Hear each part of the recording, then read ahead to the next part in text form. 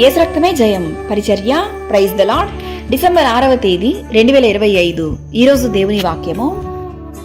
నేను పగ తీర్చుకొనకుండను, ఈ దినమున ప్రాణము తీయకుండను నన్ను ఆపినందుకై నీవు ఆశీర్వాదము నొందుదువు గాక. నీవు చూపిన బుద్ధి విషయమై నీకు ఆశీర్వాదము కలుగును గాక.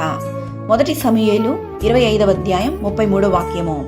అవును క్రీస్తునందు ప్రియులారా, నాబాలు యొక్క భార్య అయినటువంటి అబిగయేలు చేసిన గొప్ప కార్యమును బట్టి దావీదు ఈ మాట పలుకుచున్నాడు. నాబాలు పేరును బట్టి అతడు మోటువాడు, అతని గుణము మోటుతనము.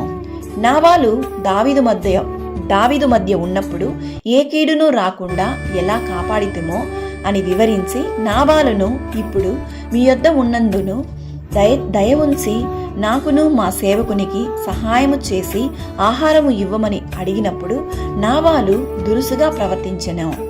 నాబాలు చెప్తున్నటువంటి మాట, దావీదు ఎవడు, మెస్సయ్య కుమారుడు ఎవడు అని. నేను సంపాదించిన అన్నపానములు బొత్తిగా ఎరుగని అతనికిత్తునా వారికిత్తునా అని గర్వంతో మాట్లాడెను.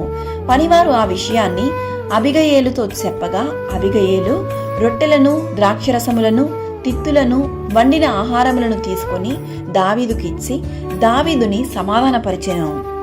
అందుకు నిదర్శనంగా చెప్పినటువంటి మాటయే ఈ మాట, యెహోవాకు స్తోత్రము కలుగునుగాక. నిజమే ప్రియులారా, దేవుని వాక్యం సెలవిస్తున్న విధముగా గుణవతి అయిన భార్య తన ఇల్లును కట్టును అన్నటువంటి మాటకు అబిగయేలు నిదర్శనం. తన భర్త స్వభావాన్ని తెలుసుకొని నడుచుకొనెను. కావున ప్రతి ఇల్లాలు దేవునికి ప్రియముగా, భర్తకు ప్రియముగా, అందరి ఎదుట క్రీస్తు నామమును మహింపరిచి ఆయనకు సాక్షిగా జీవించాలి. దేవుడు మిమ్మల్ని ఆశీర్వదించి దీవించును గాక. ఆమేన్. God bless you.